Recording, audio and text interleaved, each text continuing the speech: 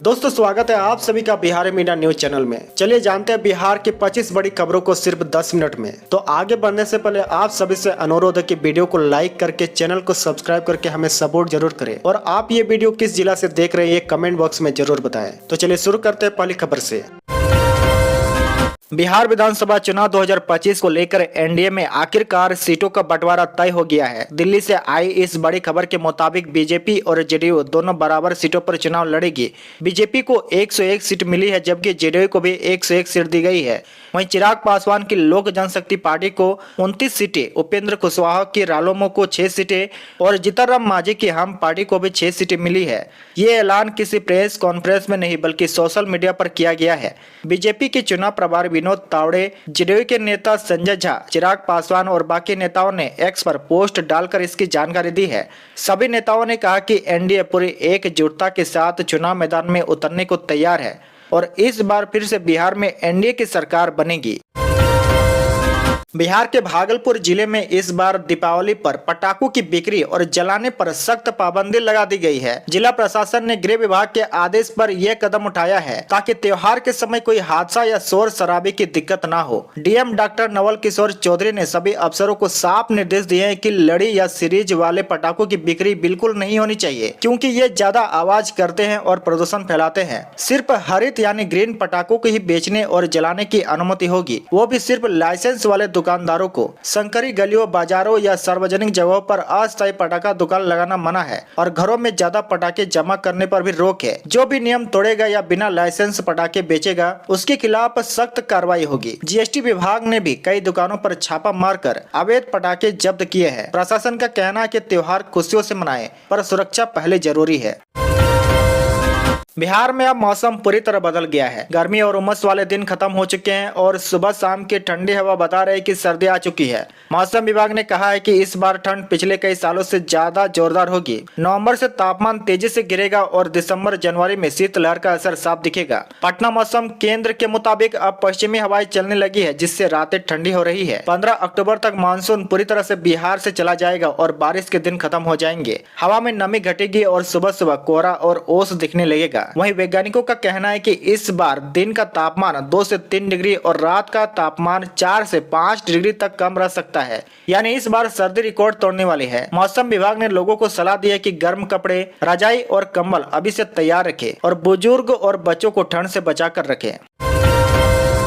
बिहार चुनाव से पहले जन स्वराज पार्टी के नेता प्रशांत किशोर पर आचार संहिता तोड़ने का केस दर्ज हुआ है। उन्होंने तेजस्वी यादव की गढ़ राघवपुर से अपने चुनाव अभियान की शुरुआत की थी जहां उन्होंने विरोधियों पर जमकर निशाना साधा, लेकिन प्रशासन का कहना है कि उन्होंने बिना अनुमति रैली की जिससे आचार संहिता का उल्लंघन हुआ है। इस मामले में राघवपुर के अंचल अधिकारी की शिकायत पर थाने में एफआईआर दर्ज कराई गई है। बताया जा रहा है कि प्रशांत किशोर शनिवार को अपने काफिले के साथ इलाके में घूम रहे थे और लोगों से मुलाकात कर रहे थे जबकि चुनाव आयोग की अनुमति नहीं ली गई थी। राघवपुर वही सीट है जिसे तेजस्वी यादव का गढ़ माना जाता है, इसीलिए प्रशांत किशोर का यहीं से अभियान शुरू करना बड़ा राजनीतिक कदम माना जा रहा है। फिलहाल पुलिस ने केस दर्ज कर जांच शुरू कर दी है और प्रशासन ने साफ कहा है कि कोई भी नेता नियम से बाहर जाकर प्रचार नहीं कर सकता है। बिहार विधानसभा चुनाव 2025 को लेकर बड़ी खबर यह है कि पहले चरण के मतदान वाले दिन राज्य के सभी स्कूल और कॉलेज बंद रहेंगे। सरकार ने यह फैसला मतदाताओं की सुविधा और सुरक्षा को ध्यान में रखते हुए लिया है। दरअसल ज्यादातर मतदान केंद्र स्कूल और कॉलेज परिसरों में बनाए जाते हैं, इसीलिए उस दिन इन संस्थानों को बंद रखा जाएगा ताकि वोटिंग का काम बिना किसी दिक्कत के हो सके। प्रशासन का कहना है कि इससे मतदाताओं को आसानी होगी और भीड़ भाड़ की स्थिति से बचा जा सकेगा। इसके अलावा शिक्षकों और कर्मचारियों को भी चुनावी ड्यूटी में शामिल होने में सुविधा मिलेगी। यह आदेश बिहार के 17 जिलों में लागू रहेगा जहां पहले चरण में मतदान होगा। प्रशासन ने बताया कि यह कदम इसीलिए जरूरी है ताकि मतदान की प्रक्रिया शांतिपूर्ण और व्यवस्थित तरीके से पूरा हो सके। बिहार के सियासत के लिए 13 अक्टूबर का दिन बहुत अहम होने वाला है क्योंकि इसी दिन दिल्ली के राउज एवेन्यू कोर्ट में लैंड फॉर जॉब केस का फैसला आएगा। इसी वजह से आरजेडी सुप्रीमो लालू प्रसाद यादव, राबड़ी देवी और तेजस्वी यादव कल दिल्ली रवाना हो गए थे। कोर्ट ने सभी आरोपियों को खुद मौजूद रहने का आदेश दिया है। इस केस में सीबीआई ने आरोप लगाया था कि जब लालू यादव रेल मंत्री थे तब नौकरी के बदले जमीन ली गई थी, यानी जिन लोगों को रेलवे में नौकरी मिली उनके परिवारों ने अपनी जमीन लालू परिवार या उनसे जुड़े लोगों के नाम कर दी थी। अब इस केस का फैसला आने से पहले बिहार की सियासत में हलचल बढ़ गई है। आरजेडी के कई बड़े नेता भी लालू परिवार के साथ दिल्ली पहुंच रहे हैं। सभी की नजर अब कोर्ट के फैसले पर टिकी है क्योंकि इसका असर आने वाले बिहार चुनाव पर भी पड़ सकता है। जन स्वराज पार्टी के संस्थापक प्रशांत किशोर ने बताया कि उम्मीदवारों की दूसरी सूची आज जारी की जाएगी। उन्होंने कहा कि इस सूची में 100 से ज्यादा लोगों के नाम शामिल होंगे। प्रशांत किशोर ने साफ किया कि सभी उम्मीदवारों का चयन पार्टी के तय मानदंडों के हिसाब से किया गया है। उन्होंने ये भी कहा कि पार्टी का मकसद सिर्फ योग्य और काम करने वाले लोगों को मौका देना है ताकि जनता के बीच सही और ईमानदार नेता पहुंच सके। इससे पहले सूची में कुछ उम्मीदवारों के नाम घोषित किए जा चुके हैं और अब दूसरी सूची से बाकी सीटों के उम्मीदवार तय होंगे। प्रशांत किशोर ने कहा कि यह पूरी प्रक्रिया पारदर्शी तरीके से हो रही है और पार्टी किसी भी तरह की जल्दबाजी या दबाव में नहीं है। उन्होंने जनता से अपील की है कि लोग इस सूची का इंतजार करें और उम्मीदवारों के चयन को समझें। पार्टी का फोकस अब चुनाव में मजबूती से मैदान में उतरने पर है। बिहार में महागठबंधन में सीट बंटवारे से पहले सीपीआई ने अपने 6 उम्मीदवारों की लिस्ट जारी कर दी है और इन सभी को नामांकन के लिए चुनावी सिंबल भी दे दिया गया है। भाकपा के राज्य सचिव ललित कुमार चौधरी ने बताया कि महागठबंधन में सीट बंटवारे को लेकर बातचीत चल रही है, लेकिन अगर बात नहीं बनी तो पार्टी सभी सीटों पर अपने उम्मीदवार उतारने के लिए तैयार है। जिला कमेटियों ने भी उम्मीदवारों के नाम मंजूर कर राज्य सचिव मंडल को भेज दिया है। पार्टी ने बताया कि निर्वाचन विधायक राम रतन सिंह को तेगड़ा, सूर्यकांत पासवान को बकरी, पूर्व विधान पार्षद संजय कुमार यादव को बांका, पूर्व सांसद अवधेश कुमार राय को बछवाड़ा, राम नारायण यादव को झंझारपुर और राकेश कुमार पांडे को हरलाखी विधानसभा सीट से टिकट दिया गया है। अब ये सभी उम्मीदवार चुनाव लड़ने के लिए तैयार है और उनके नामांकन की प्रक्रिया पूरी हो रही है। पार्टी का कहना है कि यह फैसला पारदर्शी के साथ लिया गया है।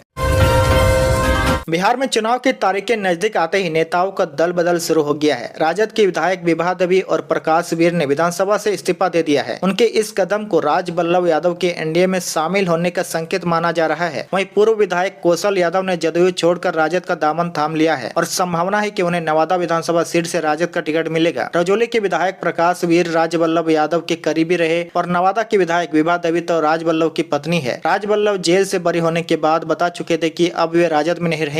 22 अगस्त को गया में प्रधानमंत्री मोदी के मंच पर उपस्थित रहते हुए यह साफ संकेत मिल गया था कि अब ये सभी एनडीए के हो गए हैं। रविवार को दोनों ने विधानसभा से इस्तीफा दिया और विधानसभा अध्यक्ष ने इसे स्वीकार कर लिया है। अब सभी पार्टियां चुनाव में पूरी ताकत से मैदान में उतर रहे हैं और नेता बदलने का सिलसिला जारी है।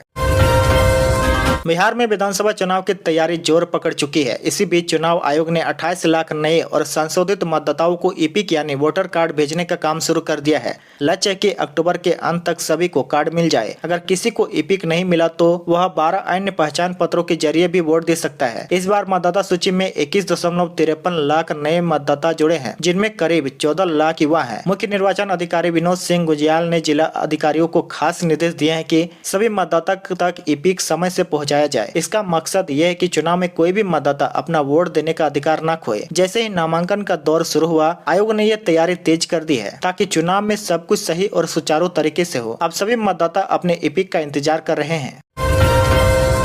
शनिवार को विपक्ष के नेता तेजस्वी यादव की अध्यक्षता में हुई बैठक में कुछ विधायकों को कहा गया कि वे नामांकन के लिए जरूरी कागजात तैयार कर ले। सीटों के बंटवारे की औपचारिक घोषणा के बाद उन्हें चुनावी सिंबल भी दे दिया जाएगा। बैठक में मौजूद नेताओं ने तेजस्वी से यह भी आग्रह किया कि वे राघवपुर के अलावा मधुबनी जिले के फुलपरास सीट से चुनाव लड़े। इस पर तेजस्वी ने अभी साफ हाँ या ना नहीं कहा है। वहीं सोनपुर के विधायक रामनुज प्रसाद, परसा के छोटे लाल राय और मडौरा के जितेंद्र राय को अभी इंतजार करने को कहा गया है। यानी सभी विधायकों को अभी थोड़ी धैर्य रखनी होगी और सीट बंटवारे की आधिकारिक घोषणा का इंतजार करना होगा। पार्टी का मकसद है कि उम्मीदवारों का चयन ठीक से किया जाए और सभी नेता तैयार होकर मैदान में उतरे। इस बार चुनावी रणनीति को ध्यान में रखते हुए ये कदम उठाए गए हैं।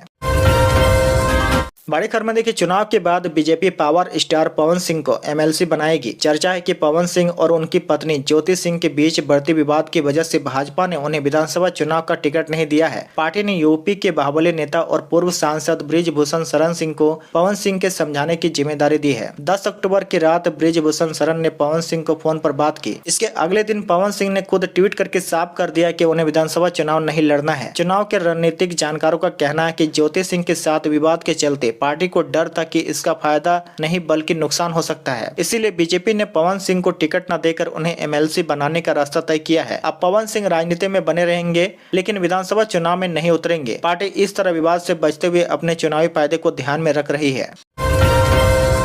महागठबंधन में सीट बंटवारे की तैयारी के बीच तेजस्वी यादव जुगाड़ में लगे हैं कि छोटी पार्टियों को आरजेडी में कैसे मिलाया जाए। इसी कड़ी में तेजस्वी ने पशुपति पारस की पार्टी को आरजेडी में विलय करने का ऑफर दिया है। तेजस्वी ने पारस को साफ कर दिया कि अगर उन्हें महागठबंधन से सीट चाहिए तो उन्हें आरजेडी के सिंबल पर चुनाव लड़ना होगा। राजनीतिक जानकारों का कहना है कि ऐसा ऑफर इसीलिए दिया गया ताकि पारस परिवार के लोग विधानसभा चुनाव में आसानी से टिकट पा सके। खबर यह भी है कि आरजेडी में विलय के बाद पारस के बेटे यशराज, भतीजे प्रिंस राज और उनके करीबी लोगों को विधानसभा चुनाव का टिकट दिया जाएगा। यानी सीट देने के नाम पर तेजस्वी ने छोटी पार्टी को आरजेडी में जोड़कर अपने चुनावी फायदे की योजना तैयार कर ली है। इस तरह महागठबंधन की ताकत भी बढ़ेगी और पुराने नेताओं को भी फायदा मिलेगा।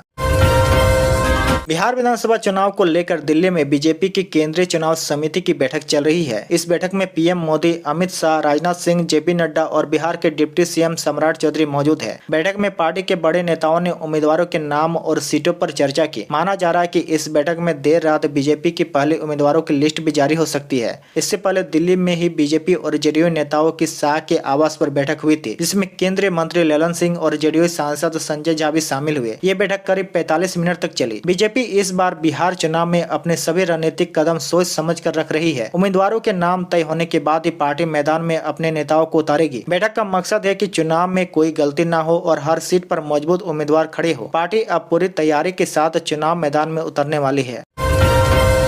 बिहार में मौसम अब धीरे धीरे बदल रहा है। सुबह और शाम की हवा में हल्की ठंडक है, लेकिन दोपहर में सूरज की गर्मी अभी महसूस होती है। मौसम विभाग ने बताया कि अगले 7 दिन तक बारिश की कोई संभावना नहीं है और मौसम शुष्क रहेगा। हालांकि दिन में हल्की उमस बनी रहेगी, जिससे लोगों को थोड़ी बेचैनी महसूस हो सकती है। वहीं अगले 48 घंटों में अधिकतम तापमान 2 से 3 डिग्री की बढ़ोतरी हो सकती है, जबकि न्यूनतम तापमान में ज्यादा बदलाव नहीं होगा। वहीं पटना मौसम केंद्र के अनुसार बंगाल की खाड़ी से अब कोई सक्रिय सिस्टम नहीं बन रहा है, इसीलिए राज्य में बारिश की संभावना बहुत कम है। वहीं मौसम विशेषज्ञों का कहना है कि 10 से 15 अक्टूबर के बीच बिहार से मानसून पूरी तरह विदा हो जाएगा। वहीं उत्तर बिहार के कुछ इलाकों में हल्की फुहारें पड़ सकती है, लेकिन व्यापक बारिश का दौर खत्म हो चुका है। हवा की दिशा और प्रकृति में बदलाव साफ दिखाई दे रहा है।